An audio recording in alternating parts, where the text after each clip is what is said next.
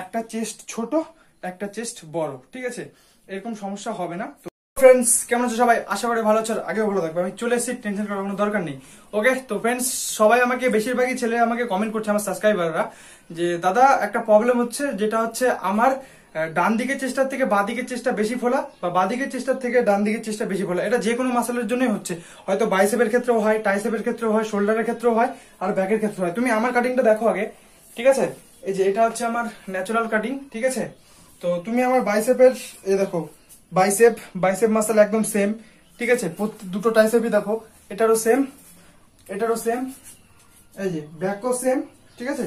এবং চেস্টের দুটো যে মাসেল আছে, মাসেল দুটো সেম। এবার তোমাদের যাদের যাদের মানে এই প্রবলেমটা আছে, সবার হয় না, ঠিক আছে? প্রবলেমটা সবার বলতে যারা ভুল করে তাদেরই হয়। কি ভুল করো এবার আমি তোমাদেরকে বলেছি। যারা মনে করো জিমে ওয়ার্কআউট করো, ঠিক আছে, তো তাদের কি হয়, আমরা যে কোনো জিনিসে যখন ওয়ার্কআউট করি তখন জিমে করলেও এই প্রবলেমটা হয়। কারণ জিমে কি হয়, আমাদের যে ডাম্বেল থাকে, ঠিক আছে, তো ডাম্বেলের তোমার হচ্ছে আমাদের ডাম্বেলের তো মাপ একই থাকে, ঠিক আছে? তো যার জন্য আমাদের ওরকম কোনো অসুবিধা হয় না। অসুবিধা হয় কখন, যখন মনে করো যে তুমি এক হাতে একটু বেশি মানে বেশি কাজ করছে, এক হাতে একটু কম কাজ করছে, ঠিক আছে? তো তখনই মানে এরকম এদিকে বড় এদিকে ছোট সমস্যাটা হয়।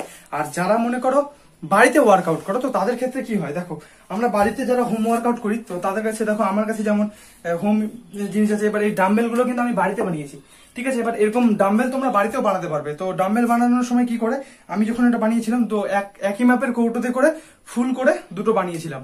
এবার এটার ওয়েট দেখো, এটার ওয়েট দুই দিকে যদি সমান হয়, ঠিক আছে, এবার বাড়িতে তুমি যদি মেপে মেপে বানাও তাহলে ঠিক আছে। আর মনে করো যে তুমি আইডিয়াতে কৌটার মাপ করে বানিয়েছো, তো তাও তোমার মাপটা মানে সমান আসবে। আর তাছাড়া তুমি যদি আইডিয়ায় দিয়ে দাও, তাহলে কিন্তু কি হয়, আমাদের কিন্তু এক সাইডে বেশি লোড পড়ে, এক সাইডে কিন্তু কম লোড পড়ে। এরকম ডাম্বেল দিয়ে যদি তুমি ওয়ার্কআউট করো, তাহলে অবশ্যই তো বস তোমার চেস্ট এক সাইডে বেশি গ্রো হবে, এক সাইডে কম গ্রো হবে।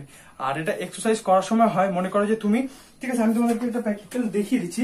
দেখো, মনে করো আমরা চেস্টের ওয়ার্কআউট করছি, ওকে? তো জাস্ট আমি হাতটাকে এইভাবে নিয়েছি, ঠিক আছে? এবার আমার এই দিকের হাতটা দেখবে, ঠিক আছে?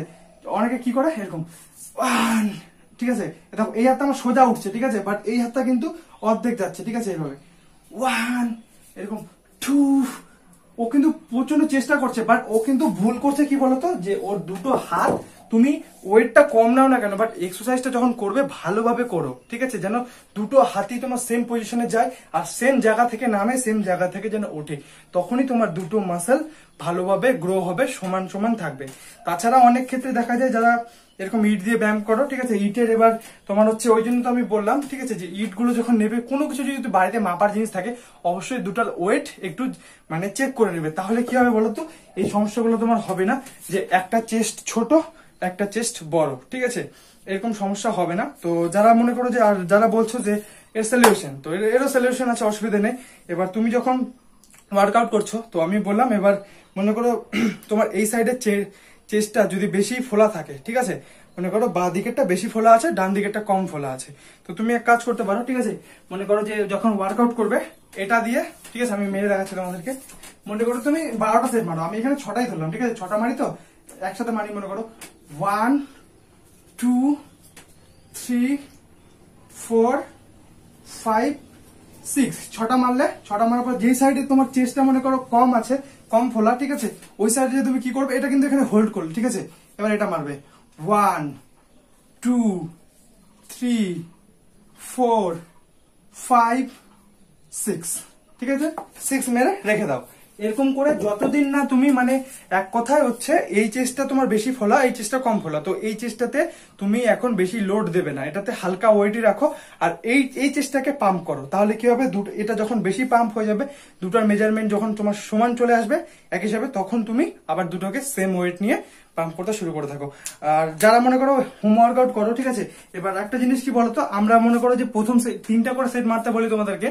তো ফার্স্ট সেটটা তুমি যখন মারছো তখন একটা ওয়েট দিয়ে মারবে, সেকেন্ড ওয়েট যখন মারবে তখন আলাদা ওর থেকে একটু বেশি নেবে, তারপরে থার্ড যখন নেবে, থার্ড যখন রেপটা মারবে তখন তার থেকে একটু বেশি ওয়েট, ঠিক আছে? এরকম করে ইকুয়াল করে তোমরা করতে হবে, তাহলে আমাদের মাসেল আরো বেশি গ্রো হবে। একই ওয়েট দিয়ে তুমি যদি মারো, তাহলে মাসেল একটু কম গ্রো হয়। আর যদি তুমি মনে করো যে ওয়েট মনে করো কম থেকে, মনে করো 5 কিলো, 7.5 কিলো, 10 কিলো, এরকম যদি ওয়েট মারো, অবশ্যই দেখবে তোমার পাম্প বাড়বে আর বডি মাসল তাড়াতাড়ি গ্রো করবে। তো যেগুলো তোমাদেরকে বললাম, ঠিক আছে, টেনশন করার দরকার নেই। এটা চেস্টের ক্ষেত্রে, ব্যাকের ক্ষেত্রে সেম, যে সাইডটা বেশি মনে কম ফোলা সেই সাইডটাতে তুমি বেশি ওয়ার্কআউট করো, আর যেটা বেশি ফোলা আছে ওটাতে একটু কম ওয়েট করো। যখন ওয়ার্কআউট করবে, যখন দুটো সমান হয়ে যাবে আবার সেম সিচুয়েশনে তুমি চালিয়ে যাও। ঠিক আছে, টেনশন করবে না, আমি আছি। আর কোনো রকম প্রবলেম হলে আমাকে জানাবে, আমি সবার জন্যই আছি। ওকে, ভিডিও বানিয়ে দেবো। তো এই ছিল আজকের টিপস। তো টেনশন করার কোনো দরকার নেই, আমি আছি। আর ভালো মতন ওয়ার্কআউট করো, ঠিক আছে, প্রোটিনযুক্ত খাবার খাও, আর এরকম ফিটনেস তোমাদেরও সকলেরই চলে আসবে। ওকে, আর টেনশন করো না, ওয়ার্কআউট করতে থাকো, ঠিক আছে, অবশ্যই আসবে। টাটা, বাবাই, ভালো থাকবে, সুস্থ থাকবে, দেখা হবে নেক্সট ভিডিওতে।